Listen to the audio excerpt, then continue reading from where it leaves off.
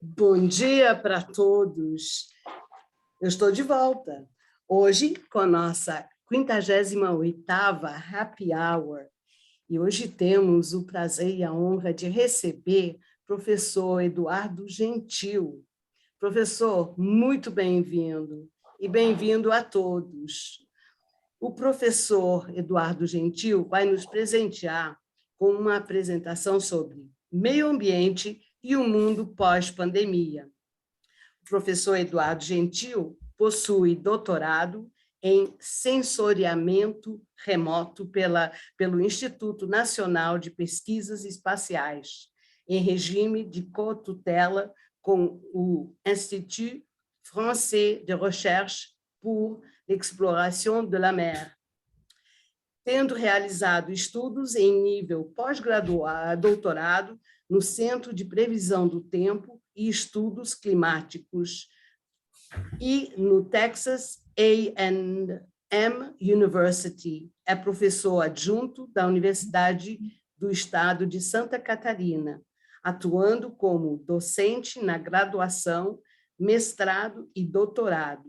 Possui interesse no uso de dados de satélites, monitoramento ambiental, geoprocessamento e análise espacial aplicada à economia azul. É líder do grupo de pesquisa GTMAR, Grupo de Gestão, Ecologia e Tecnologia Marinha. E olha a coincidência, logo, logo vai ter o G20 em Roma, falando de meio ambiente, e cá estamos nós também. Então, professor, eu lhe passo o microfone. Muito bem-vindo ao senhor e a todos presentes. Ok, bom dia. Inicialmente eu quero agradecer a possibilidade de bater um papo com vocês nesta manhã de sexta-feira.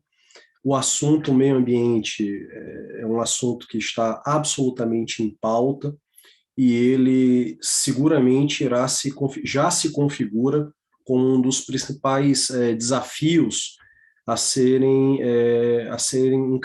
encarado neste século. Então, nós vamos bater um papo, a dinâmica que eu irei propor é a de apresentação de um arquivo curto, de um PowerPoint curto, e depois a gente conduz os encaminhamentos de maneira absolutamente informal, para que as dúvidas possam ser sanadas. Então, a ideia em torno da discussão da questão ambiental e considerando a nossa situação que tomara que estejamos já saindo de uma situação pandêmica, né? Ainda estamos em meio a uma pandemia, mas a situação já foi bem pior. O que virá daqui para frente, né? No que diz respeito à conservação, aos desafios de sustentabilidade, como é que nós estamos, para onde nós estamos indo, como é que nós estamos agora. Então, para entendermos esta questão presente e os desafios futuros, é necessário olhar para o passado. De fato, a compreensão do homem, no que diz respeito às suas inter-relações com a natureza, elas tiveram um ponto simbólico de mudança expressiva que ocorreu a partir do momento em que o homem descobriu o fogo. O fogo, que foi o que fez com que, de fato, juntamente com a metalurgia, muitíssimo depois, mas foi um elemento fundamental para que nós tivéssemos um mínimo de conforto, que os nossos antepassados tivessem um mínimo de conforto ainda nas cavernas.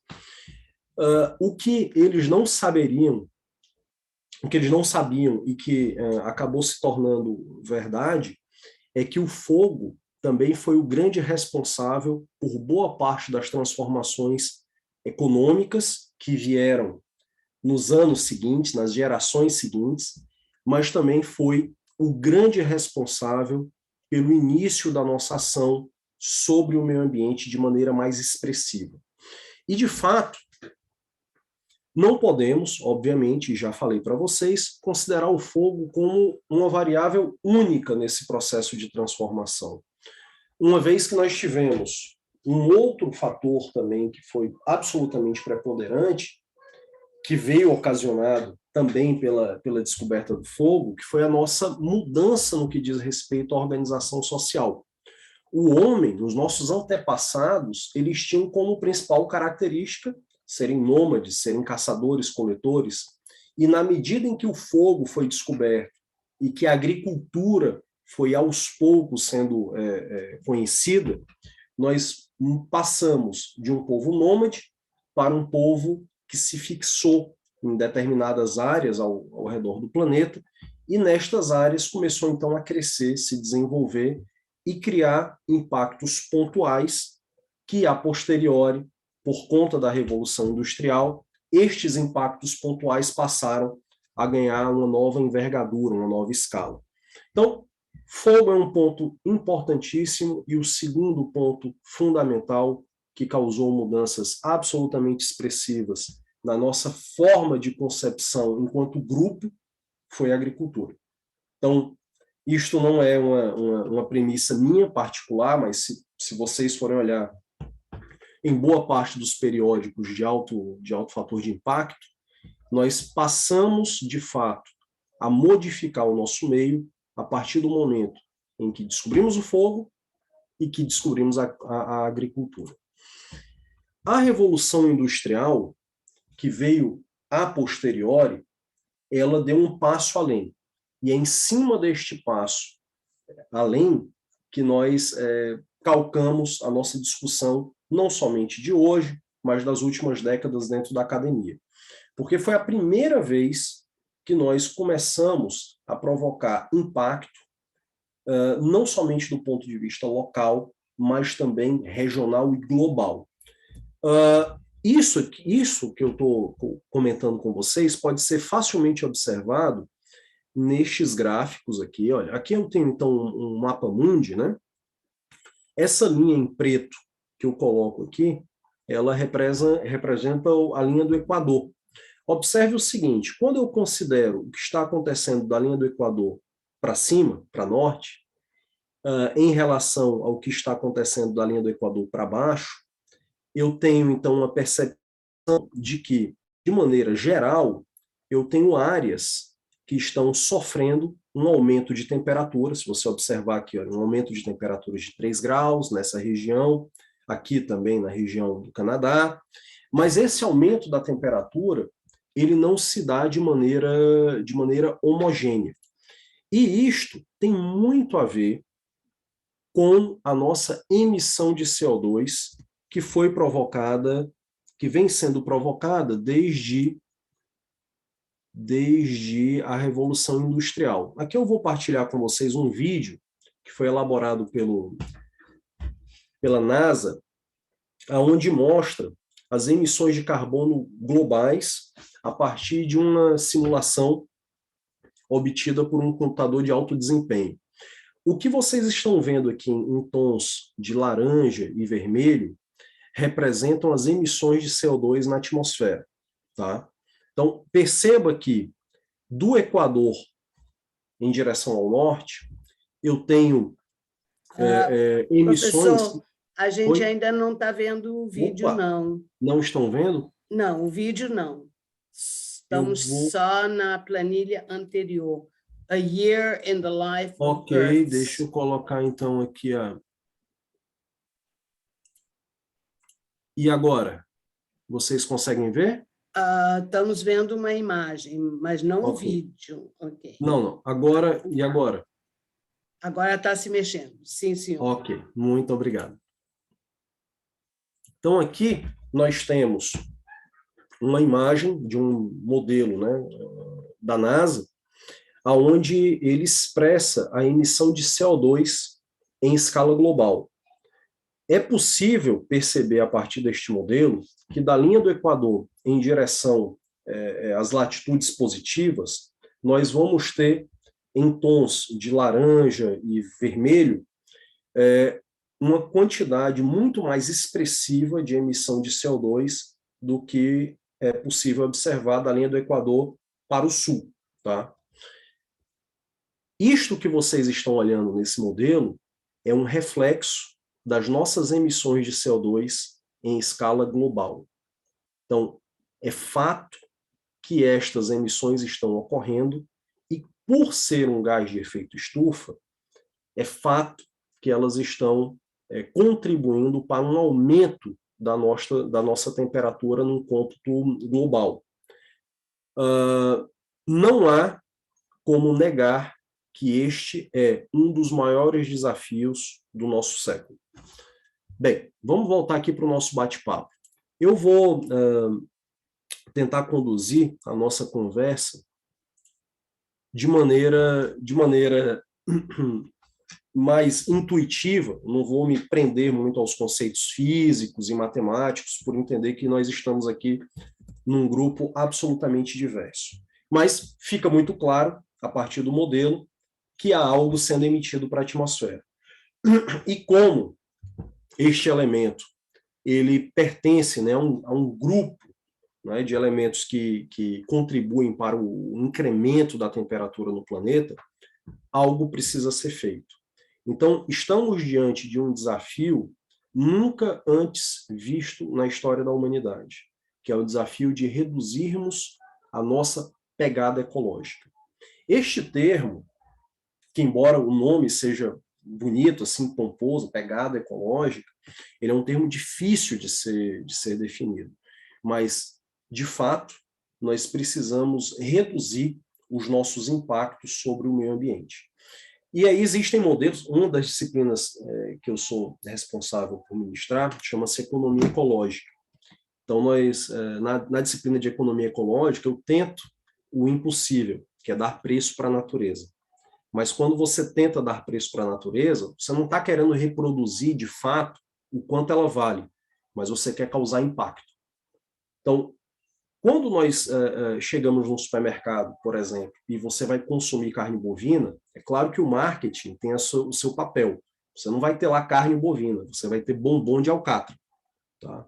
Só que para produzir 1 quilo de carne bovina, que é o que tem por trás daquilo ali, nós vamos utilizar, na melhor das hipóteses, 16 mil litros d'água. Quando eu utilizo uma calça, como eu estou utilizando agora, uma calça jeans, para poder gerar essa tintura na minha calça, foram gastos pelo menos 400 litros d'água. Então, tudo que nós pagamos para fazer a roda girar tem um preço absolutamente simbólico. Porque se nós fôssemos considerar o que hoje entendemos que vem de graça, o preço seria completamente diferente. E acredito que as próximas gerações irão pagar um preço muito alto se nós não começarmos a mudar hoje. Tá? É claro que essa discussão ela não se iniciou ontem, não se iniciou antes de ontem. Desde o final dos anos 1960, no pós-Segunda Guerra, já ficou muito claro que as ações do homem estavam interferindo na dinâmica do ambiente. Neste sentido, foi criado um clube, que é chamado de Clube de Roma, que tentou levantar, em princípio, uma ideia bastante ousada, que foi crescimento econômico zero. É claro que a ideia de crescimento econômico zero, ela não foi bem aceita pelo grupo de uma maneira geral, porque como é que você vai falar de crescimento econômico zero para países pobres, por exemplo, na África ou no Sudeste Asiático? É muito difícil uma ideia dessa ser compartilhada por todos, né?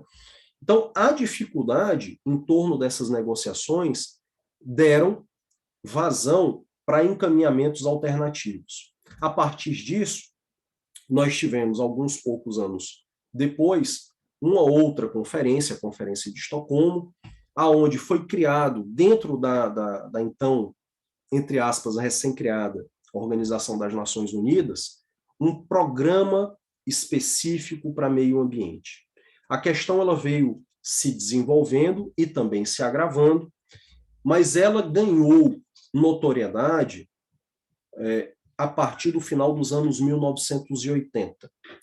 E o primeiro alerta veio dos oceanos. E não teve relação, pelo menos direta num primeiro momento, com a emissão de gases de efeito estufa.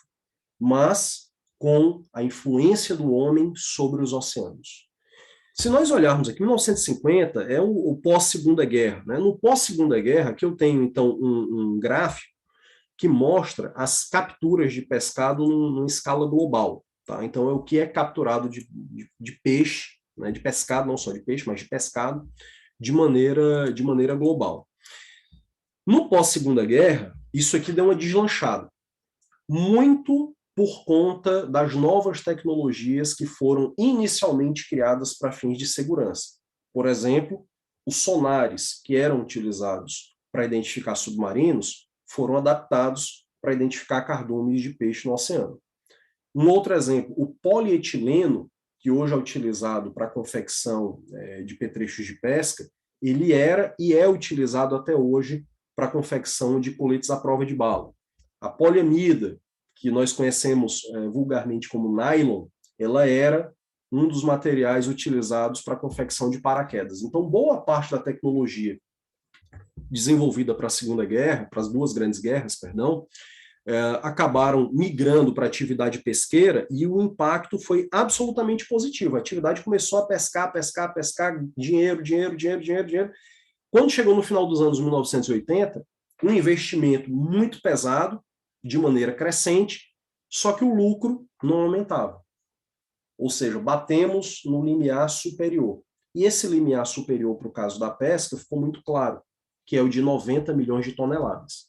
Então, nós aprendemos com os anos subsequentes que os oceanos vão produzir, no máximo, 90 milhões de toneladas. A depender da publicação, existem publicações que falam em 105, 110 milhões de toneladas, mas nós não vamos dobrar a capacidade de produção de pescado no planeta.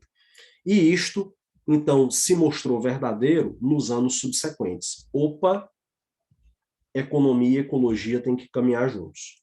E o primeiro sinal vindo dos oceanos acabou reverberando para outras áreas da economia, ao ponto que hoje nós já sabemos o quanto de recurso, de maneira grosseira, o quanto de recurso se faz necessário para que um ano seja vencido.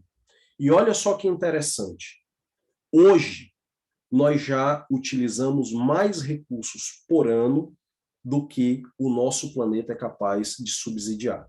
No ano passado, por exemplo, quando a pandemia estava se desenvolvendo sem vacina, sem coisa alguma, no dia 22 de agosto, nós já tínhamos esgotado a capacidade de fornecimento de serviços ecossistêmicos, ou seja, aquilo que a natureza é capaz de nos fornecer para manter a vida, já tinha se esgotado por ano de 2020 em 22 de agosto.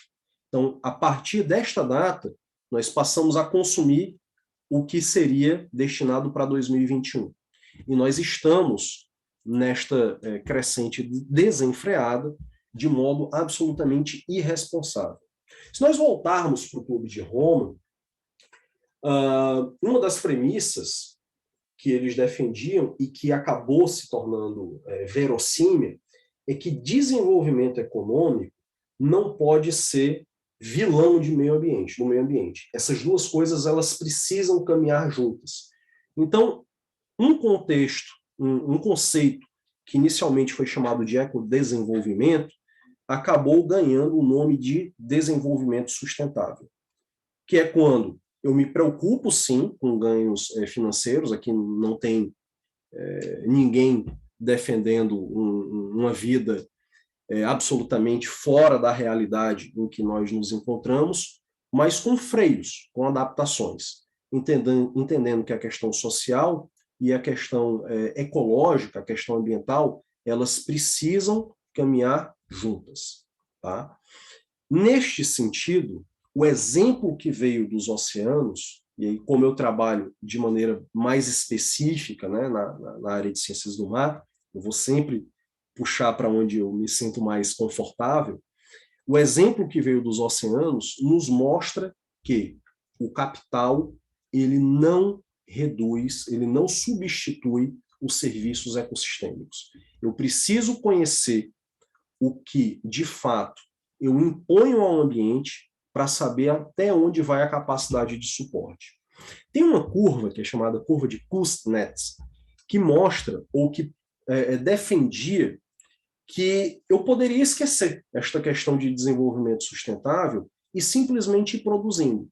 Eu vou produzindo, porque vai chegar um ponto da produção em que a riqueza gerada irá proporcionar educação para as pessoas. Então, elas vão poluir até um ponto ótimo, chamado de, entre aspas, ótimo, e a partir de então, esse custo advindo do impacto ambiental, ele passaria a ser reduzido porque as pessoas tomariam consciência dos seus atos.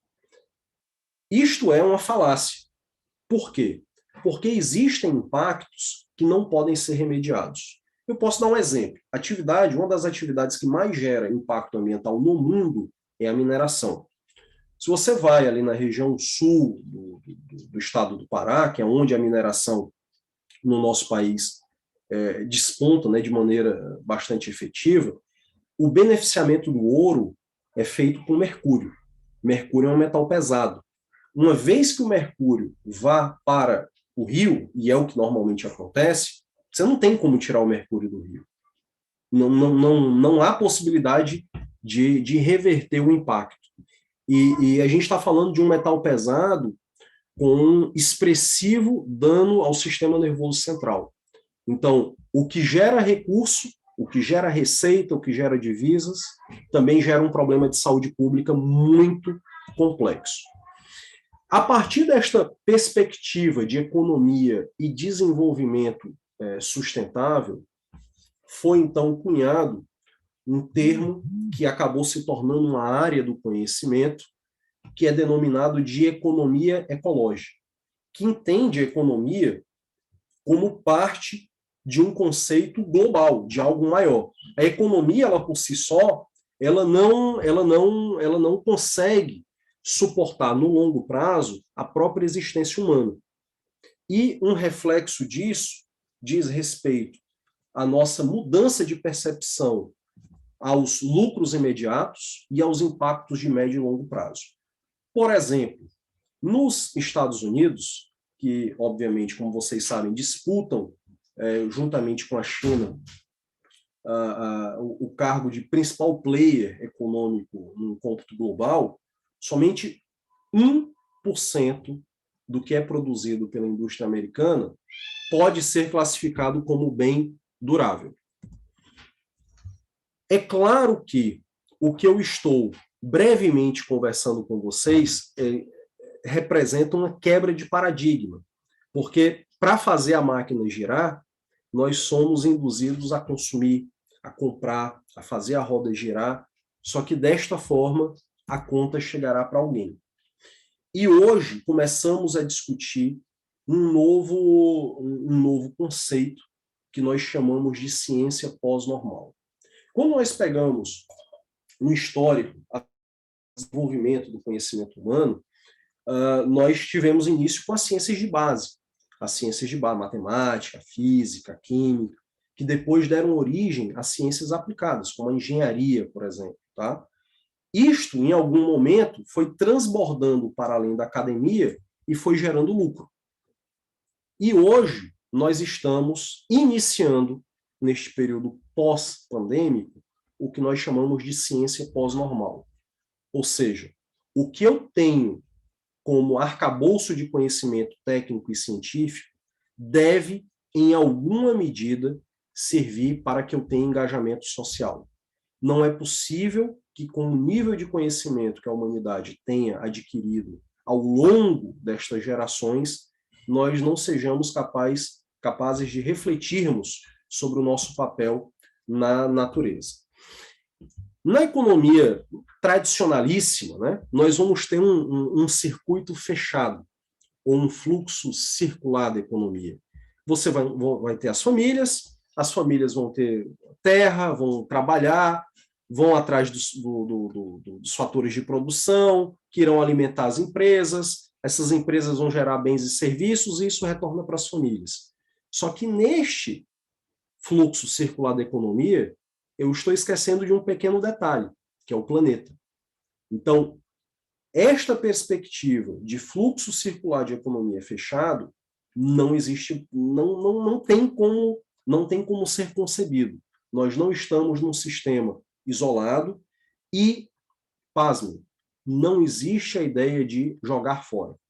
Não existe jogar fora, porque nós estamos falando aqui de um sistema absolutamente aberto. Então, tudo o que é dissipado, por exemplo, quando existe um grande paralelo entre economia ecológica e termodinâmica, principalmente no que diz respeito à segunda lei da termodinâmica, tudo que nós produzimos vai gerar resíduo.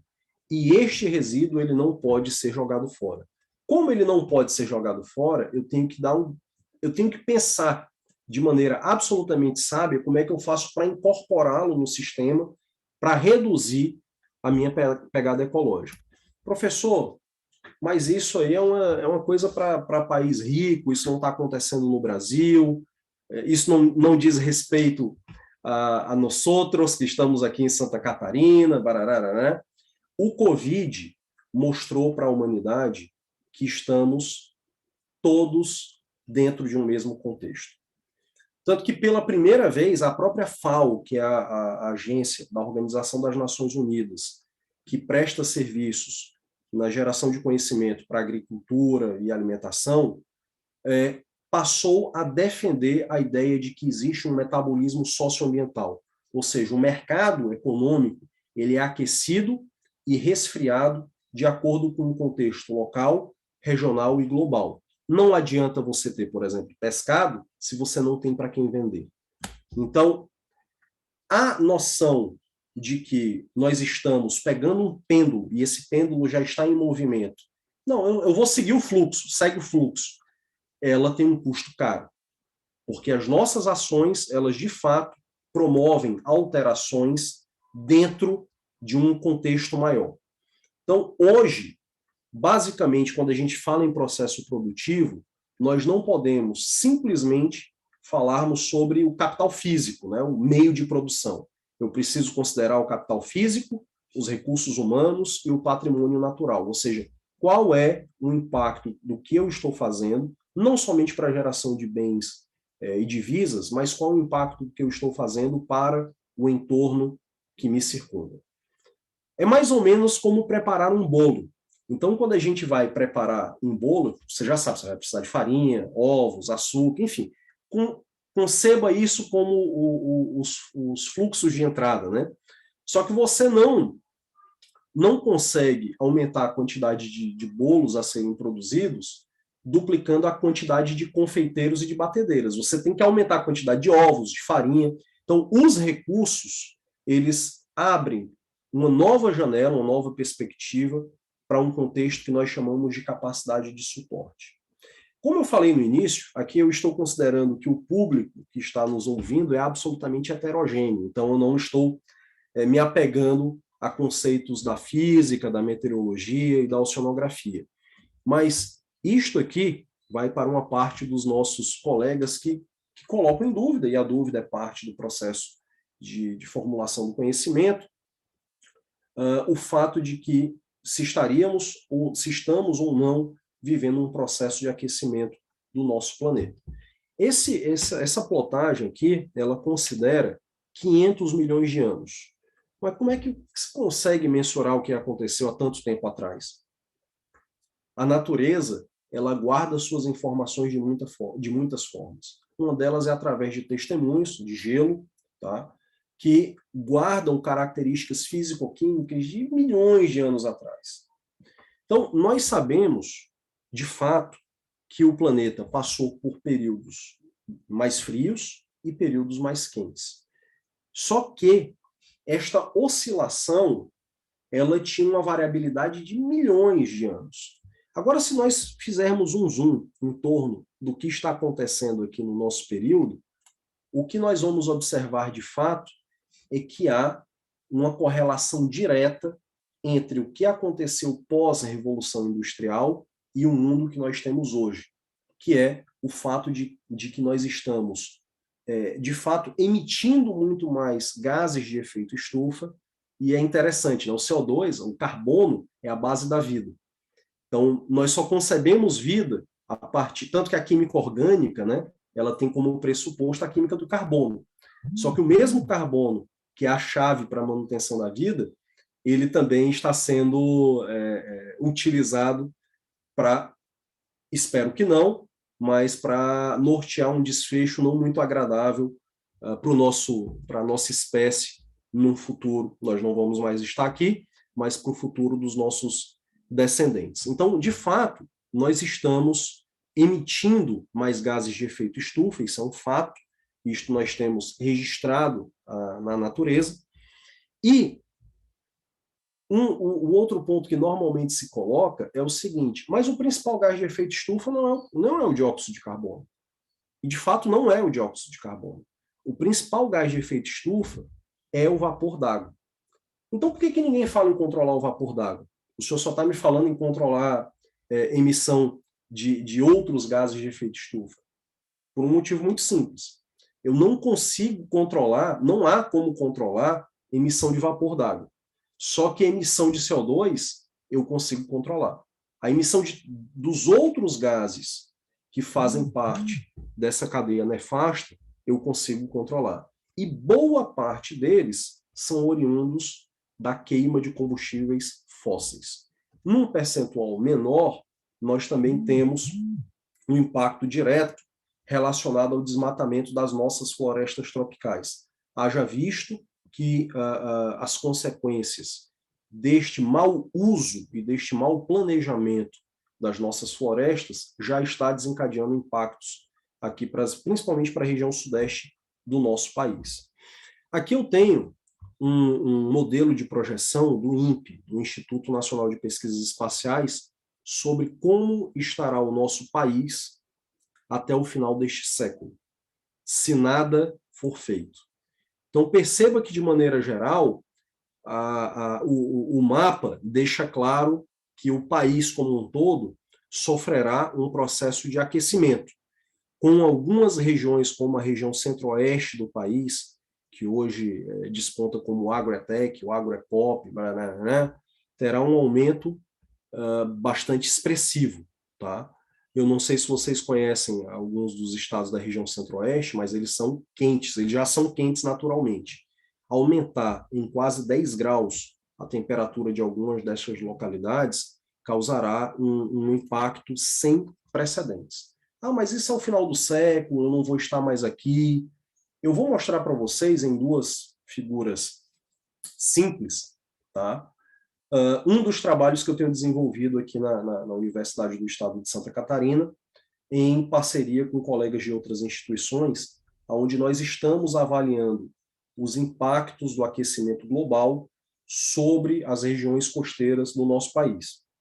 E aqui é um exemplo de um trabalho que nós estamos fazendo hoje, agora, está sendo desenvolvido no Delta do Parnaíba, no estado do Piauí. Né?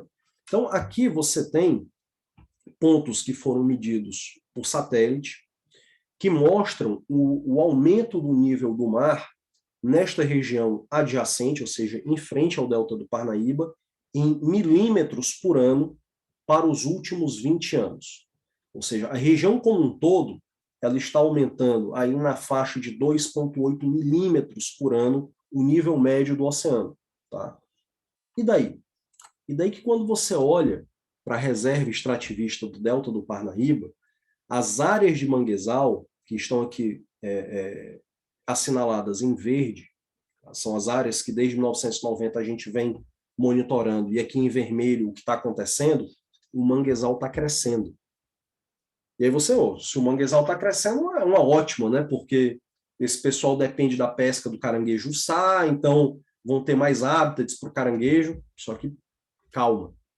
Se eu tenho um ambiente, se eu tenho um ecossistema transicional aumentando de área, e neste caso, este ecossistema depende da salinidade, isso significa que os lençóis freáticos provavelmente também estão sendo salinizados.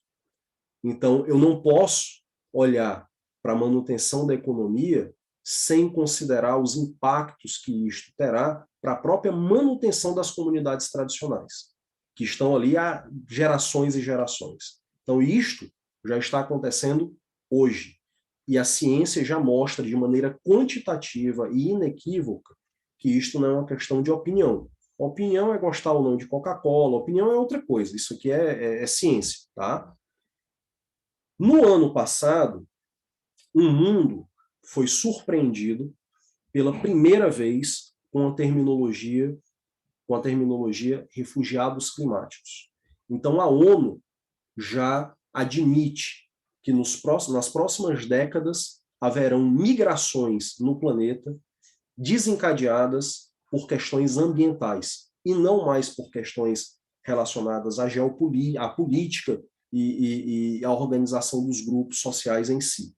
Isto é algo novo, é um desafio que nós, enquanto humanidade, teremos que aprender a conviver, e o Brasil, como é um dos signatários das Nações Unidas no que diz respeito às questões de mudança climática, o Brasil deverá, muito provavelmente, receber uma parcela desses refugiados, e para algumas regiões do Brasil, nós iremos exportar pessoas que não mais poderão manter as suas tradições, manter-se na terra em que os seus antepassados por gerações estiveram. Estamos num contexto novo, a pandemia nos ensinou que é possível, em alguma medida, continuar gerando conhecimento, continuar gerando conexões, como a gente está fazendo agora, a um impacto menor.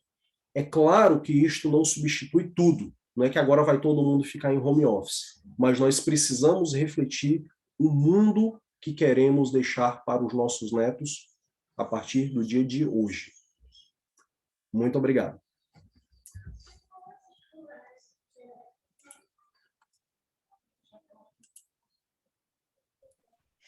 Professor, fantástico, porque realmente a pandemia, de certo modo, vem para frear a humanidade, tipo assim, hello, everybody, vamos acordar, né?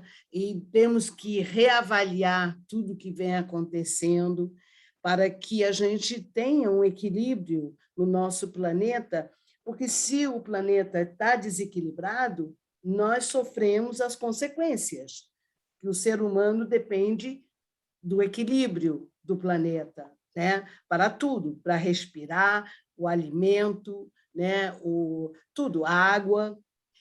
Absolutamente brilhante, professor Eduardo, brilhante. Eu acho que as pessoas têm que ter realmente a consciência do que vem acontecendo. Não queremos discutir em nível político, isso já deixou de ser político, isso é pura sobrevivência da espécie humana e o meio ambiente, né? A gente realmente precisa alertar. E eu ainda me pergunto, tem gente que duvida que isso está acontecendo. Está bem aí, na nossa ponta do nariz. Eu queria saber se tem alguém que gostaria de fazer alguma pergunta para o professor Eduardo. Por favor. Eu poderia fazer? Sim, por favor. Então, professor Eduardo, eu sou de uma outra área, né? Eu sou da área mais técnica da computação, mas eu li um livro chamado Sapiens, de Yuval Harari. E achei esse livro fantástico. Achei esse livro assim, esclareceu muitas coisas na minha cabeça, livro de ser humano. É um livro pequenininho, acho que quem se interessar aí, acho que é bem válido ler esse livro. E pelo que eu entendi, né, do livro, desde que o ser humano andou em pé, né, começou a andar em pé, ereto, de forma ereta e raciocinar, entre aspas, né, eu acho que ele deixa uma mensagem que nós somos os únicos animais aqui na Terra que destruímos o lugar onde vivemos, né? Então, acho que a mensagem que ele deixa no livro é mais ou menos essa, que eu entendi. Acho que tem várias mensagens nesse livro, né? É bem interessante. Mas o que mais bateu no livro foi que nós destruímos o lugar onde vivemos. Não existe Terra 2, Terra 3, pelo menos a priori, e eu acho que tão cedo não vai ter, né? A gente sai de um lugar, como o senhor falou ali, né? Éramos nômades, a gente destruía um lugar, ia para outro lugar, destruía aquele lugar, ia para outro lugar. Bom, éramos poucos até aí, tudo bem, não tinha tanto problema, entre aspas, porque o lugar regenerava depois, outras tribos chegavam ali, enfim. Mas agora somos 7 bilhões de pessoas no mundo, e a destruição que a gente tem feito nesse mundo é bem mais visível e bem mais prejudicial, né? Então, só para fechar minha pergunta, foi o seguinte: nessa pandemia, eu moro em Niterói, moro pertinho aqui da Praia de Caraí, e eu vi que em um ano, né, em alguns meses, que foram um lockdown mais, que as pessoas respeitaram mais, voltou a ter peixe aqui na Praia de Caraí, voltou a ter tartaruga na Praia de Caraí. Então, às vezes, eu vejo assim que não basta, acho que não teria nem tanta necessidade de esperarmos tantos anos, obviamente, que para a Terra é uma massa muito maior que a Praia de Caraí, obviamente. Mas, assim, eu acho que se a gente desse um tempo assim de, sei lá, 5 anos, 10 anos para a Terra, eu acho que não voltaria como era antes, obviamente, mas eu acho que muitas coisas poderiam ser recicladas aí nesse tempo. Eu queria ver se a visão que o senhor tem é a mesma. Tá? Obrigado aí pela palestra. Ok, muito obrigado pela pergunta. Antes de eu te responder, enquanto você estava iniciando as suas considerações, eu lembrei de uma experiência profissional que eu tive há alguns anos. Vocês devem lembrar que o governo federal tinha um programa chamado Luz para Todos.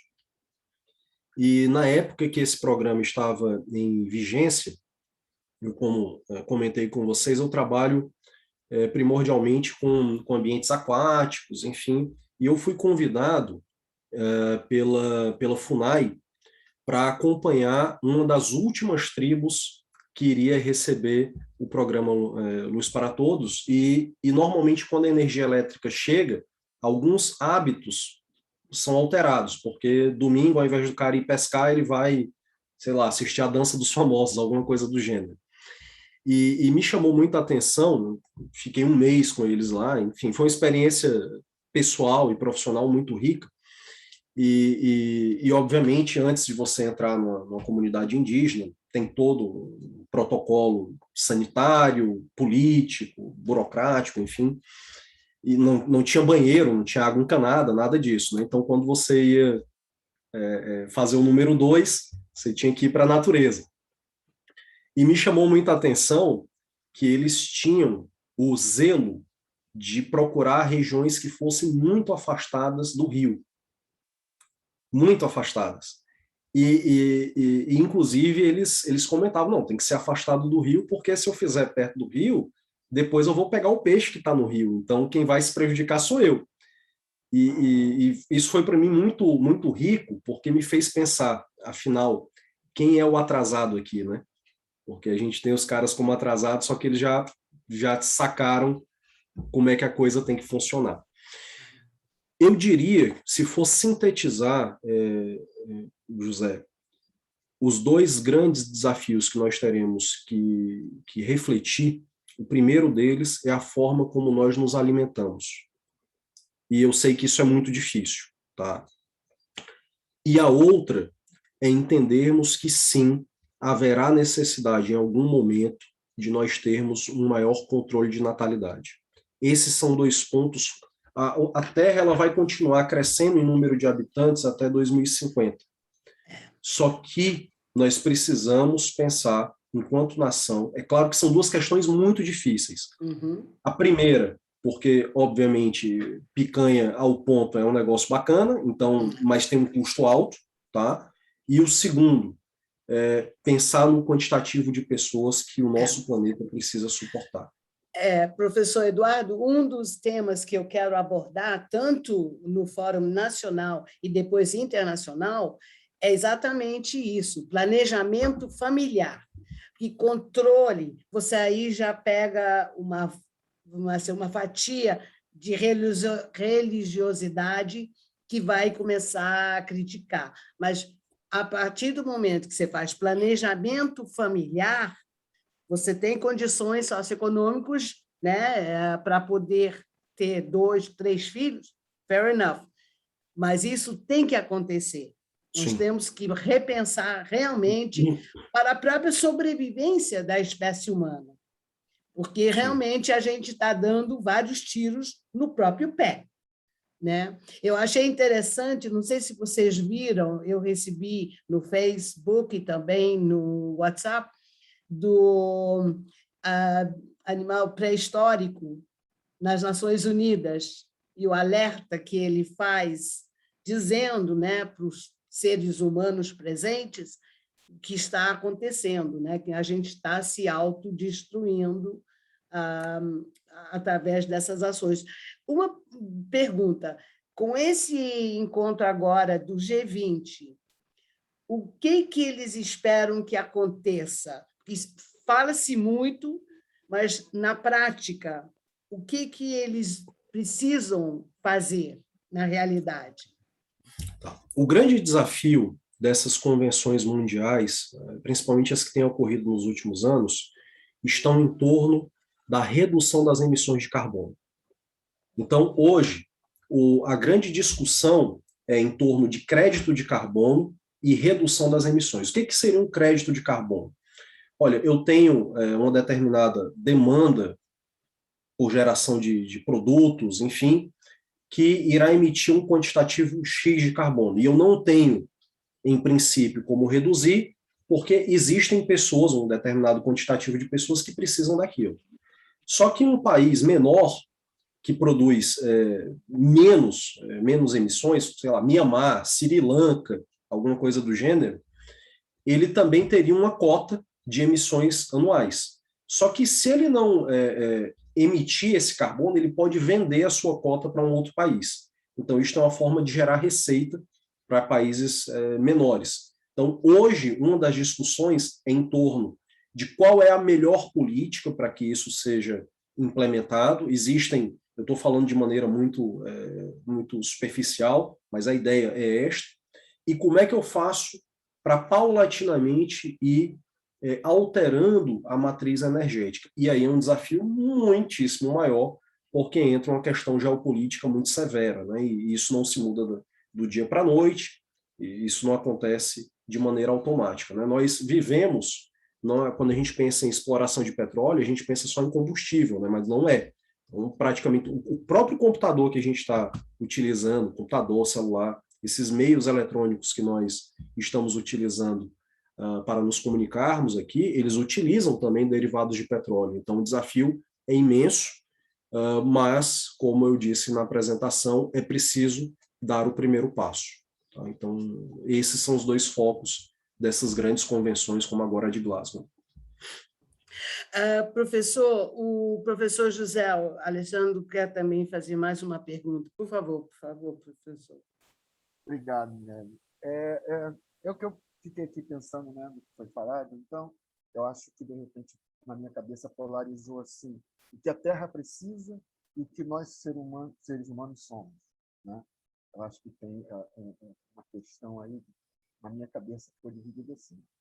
Então, a Terra precisa de tais e tais e tais atitudes nossas de seres humanos. Como, por exemplo, a ideia que me startou isso foi quando o senhor falou sobre a picanha, né? Muito boa, que é uma delícia e tal, mas que a gente, para criar gado, a gente altera muito o planeta como um todo. Então, na minha cabeça ficou o seguinte: a Terra precisa disso, disso, disso, nós, seres humanos, precisamos de tais e tais e tais atitudes.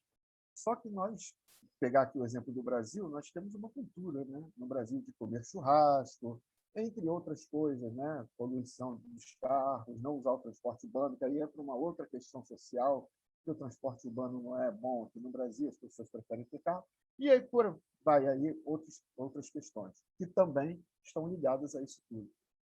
Então, como que a gente rompe isso? Né? Como que a gente faz romper? Porque os políticos não vão querer ir contra a cultura que nós temos hoje, porque eles vivem de pessoas para votarem neles e ganhar as eleições. Então, existe um ciclo vicioso aí. Como que a gente faz para romper isso? Né? Como é que a gente faz para que as pessoas tenham essa mentalidade, sendo que os próprios políticos e o próprio poder público não têm interesse em despertar isso? Mais uma vez, obrigado aí pela resposta. Ok, obrigado pela pergunta. Nós temos aí alguns desafios. O primeiro é que há aí uma perspectiva que é bottom-up e outra que é top-down, né? Então, há inicialmente a necessidade de uma ruptura no mindset, né, na forma de pensar, na forma de agir, não tenho dúvida.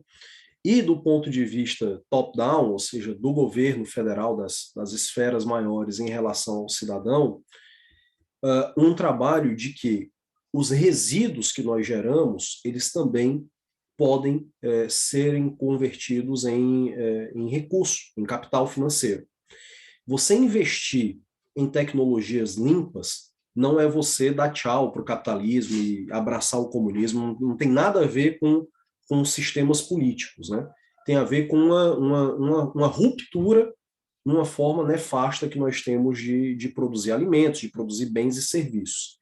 É possível, é possível. Se você procurar, no seu ponto de vista individual, ter mais consciência em torno daquilo que você está consumindo, ter mais, e aí quando eu falo consumindo é alimentação, vestuário, transporte, e a pandemia nos ensinou que sim é possível pensar de uma forma diferente. Ah, mas eu sozinho não vou mudar nada. Eu concordo. Só que o Gandhi tinha uma expressão muito interessante que é a seguinte: se cada um se preocupar em limpar o seu próprio quintal, no final tudo vai ficar limpo. Então, você tem uma movimentação que parte do cidadão, que eu não estou dizendo que ela é fácil, e também não estou dizendo para o camarada virar um ermitão, nada do gênero, mas pequenas ações fazem uma grande diferença. E do ponto de vista do governo federal, hoje você tem um movimento global que já entendeu que é possível gerar renda, recursos, a partir de uma nova abordagem. Repito, e sendo repetitivo mesmo, eu não acredito que isto acontece do dia para a noite. Nós estamos diante de desafios que são estruturais, a forma de se alimentar. Imagina, a única atividade fisiológica que o ser humano ritualiza é a alimentação. Você não convida ninguém para conhecer o banheiro novo que você acabou de mudar, o azulejo. Você não convida, né? Mas você convida a pessoa, um amigo e tal, para ir jantar na sua casa e bota lá o melhor copo, enfim. Então, nós ritualizamos a comida, né? Você tem tradições antiquíssimas, né? O judaísmo, por exemplo, né? Um dos livros de maior importância no judaísmo é chamado de Shulchan Aruch, né? A mesa posta, porque a coisa acontece em torno da mesa do jantar.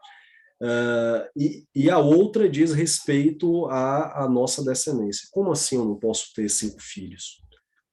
Como assim eu vou ter que ter 1 filho, 2 filhos? Ou terei que pensar na possibilidade até de não ter descendência? E esse meu sobrenome vai ficar para quem? Alguém tem que se chamar Gomes, né? Alguém tem que chamar. E de preferência tem que ser um guri, tem que ser um rapaz, né? Porque é para passar esse Gomes. Então, nós estamos diante de uma possibilidade, diante de um desafio imenso, e que nós só conseguiremos triunfar se de alguma maneira fizermos o que não fizemos até agora, que é pensar na humanidade como um grupo. A gente só pensa em si próprio e a gente só pensa para a semana que vem. A gente não pensa no Brasil de 2040, mas chegou a hora de começar a refletir sobre isso. Sim, nós temos toda uma responsabilidade para deixar esse planeta para futuras gerações com um certo equilíbrio, né? Porque senão nós vamos ser considerados pessoas não gratas, né? Eu acho que você deixar algo bom, e eu como muito pouca carne e não por isso me sinto pior, muito pelo contrário, eu tenho uma certa consciência, né, do que eu posso buscar. Aqui no Brasil nós temos legumes, né, hortaliça abundante, né? Então você pode usufruir de outros produtos, né? E a pescaria também tem que ser feita equilibrada, né? Porque não é só pescar, pescar, pescar, e sem ter o critério também do peixe que está para se reproduzir, porque isso aconteceu muito também na pesca, não foi, professor? Que eles estavam pescando indiscriminadamente o ano todo, e eu sei que tem momentos que você tem que respeitar, né, para que tenha a reprodução, correto? Correto, corretíssimo. Só voltando, dando um arremate à colocação também do nosso colega José, eu sei que os desafios são enormes. Enquanto a nossa colega estava falando, no Brasil de 2021, uma parcela dos nossos colegas, né, brasileiros, sequer sabem se vão comer, quiçá que tipo de alimentação eles poderão escolher, né? Não, não há escolha, né? Então a questão não é simples, mas como você citou o livro do Harari, né? O Yuval Noah Harari, não no Sapiens, mas no Homo Deus, ele coloca de maneira muito clara, e eu concordo, que se existe fome hoje, é puramente por uma questão política. O ser humano já venceu a fome há muito tempo. Então, que falta é a distribuição correta.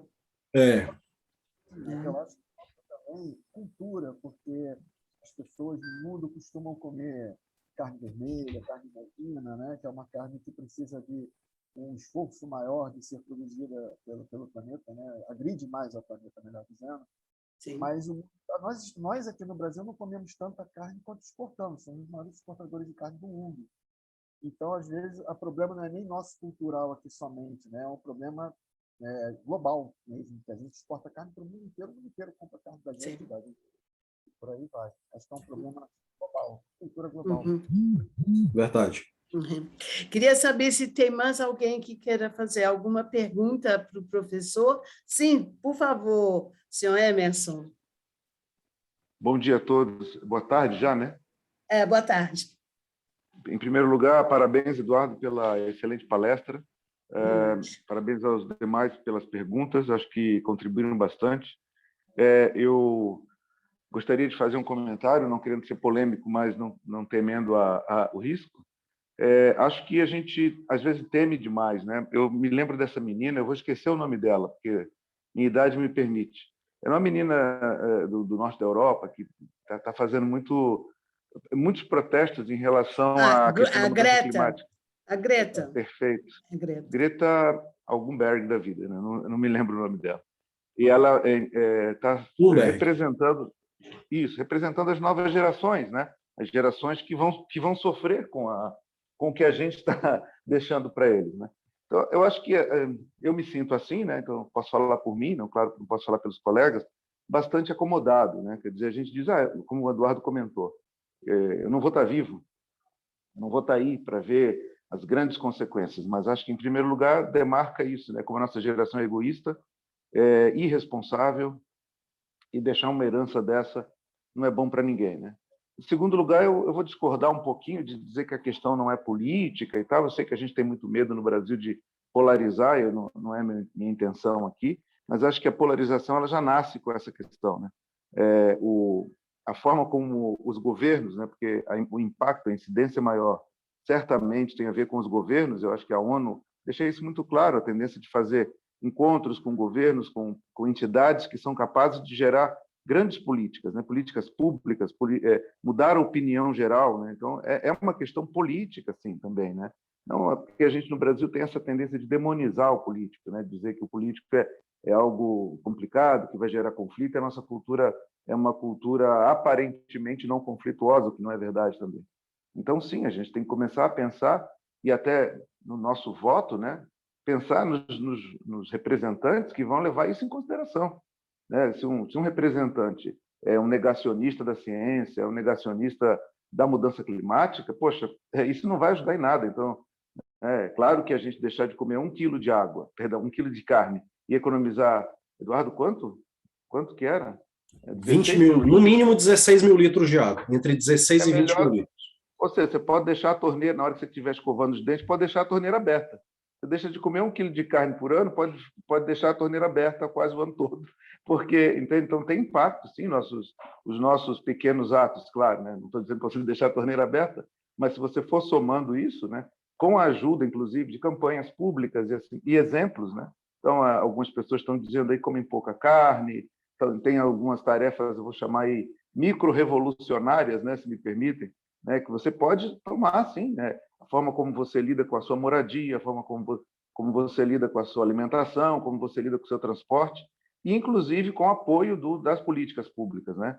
É muito difícil num país em que tudo é muito caro, em que o transporte público é ruim, que a saúde pública é ruim, em que o emprego é escasso e que as pessoas têm opções, como o Eduardo falou. Então, acho que sim, é uma questão política e a gente tem responsabilidade de escolher representantes que tenham consciência disso. Além disso, para terminar, desculpem me alongar um pouco, eu acho que é uma urgência. Eu já não sou tão otimista quanto o professor Eduardo. Eu penso que as mudanças climáticas, elas não estão necessariamente, que a gente não tem que pensar no final do século. O Eduardo pontuou ali, já tem comunidades, já existem os refugiados climáticos pela primeira vez aí, né? E quando você fica engarrafado aqui em Florianópolis, por exemplo, quando chove muito no verão, a gente não sai praticamente, porque fica engarrafado, fica tudo parado, né? Você fica refugiado na sua casa ou no seu trabalho, porque você não consegue chegar em lugar nenhum. Nós temos aqui Camboriú, que é uma praia famosa, né? Que o pessoal está tendo que fazer alargamento da praia, porque a coisa está... E, claro, isso está relacionado, por exemplo, à forma de construção, à forma de expressar status, né, que as pessoas têm também, a necessidade de expressar status, prédios cada vez mais altos e assim por diante. Então, eu acho que as coisas pequenas que acontecem na mudança climática, ainda pequenas, relativamente pequenas, já são bastante significativas e vão ter impactos, digamos assim, geométricos, né?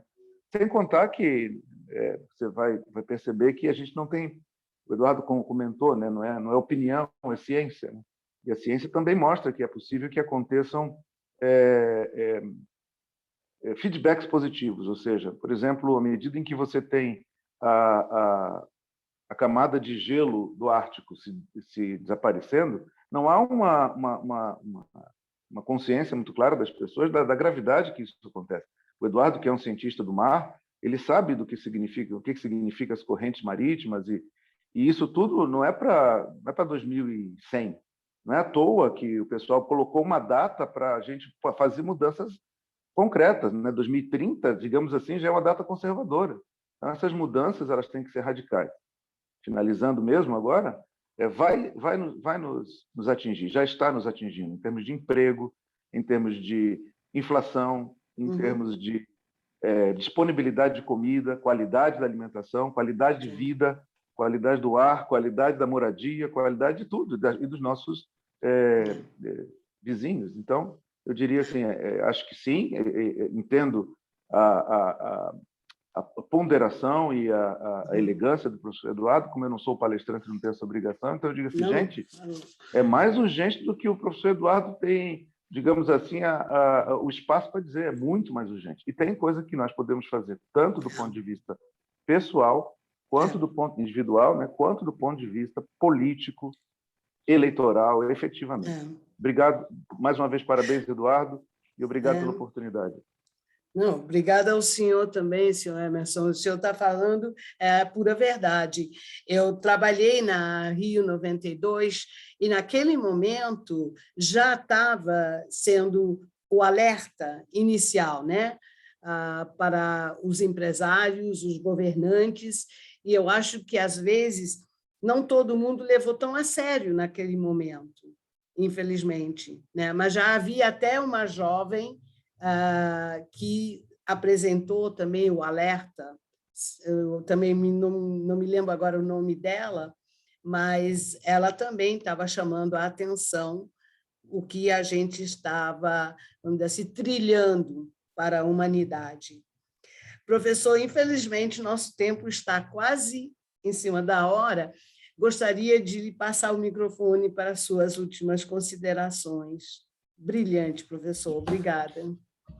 Bem, mais uma vez agradecer a oportunidade deste bate-papo. Eu endosso as palavras do nosso amigo Emerson. E isto é uma questão que transcende o pessoal, isto é uma política de Estado, né? Isso, para muito além de política partidária, isso diz respeito a uma mudança de percepção sobre a vida.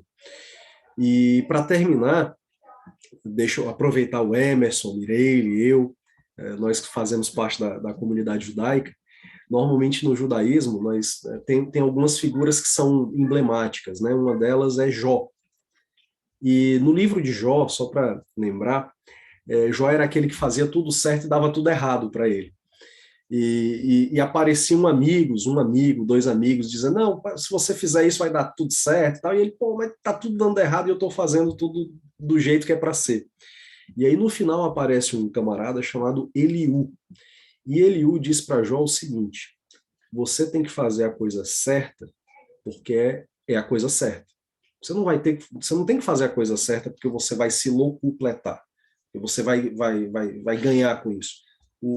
Então, se a gente for fazer um paralelo, o ser humano ele evoluiu não porque as pessoas ficaram pensando em si próprias, mas porque muitos anônimos fizeram com que a gente pudesse ter tecnologia e meios para nos comunicarmos, por exemplo, em meio a uma pandemia, né? Algo completamente maravilhoso. Então, trazendo essa perspectiva de Eliú, vamos procurar fazer o que é certo pelo que é certo, porque é isto que garantirá que o nosso grupo, né, maior, né, a nossa civilização, tem um desfecho bastante diferente do que o IPCC e os outros órgãos de meio ambiente têm apontado. Espero por boas notícias. Eu também, porque realmente a gente não pode perder a esperança. E eu quero aproveitar para convidar todos vocês, no dia 5 de novembro, vamos ter a nossa 59ª Happy Hour com o professor e doutor Francisco Carreira, falando também sobre serviços ambientais e ecossistêmicos, uma nova moeda ambiental. A gente se vê lá. Muito obrigada a todos. Tchau. Obrigada. Bye, bye. Bye, bye.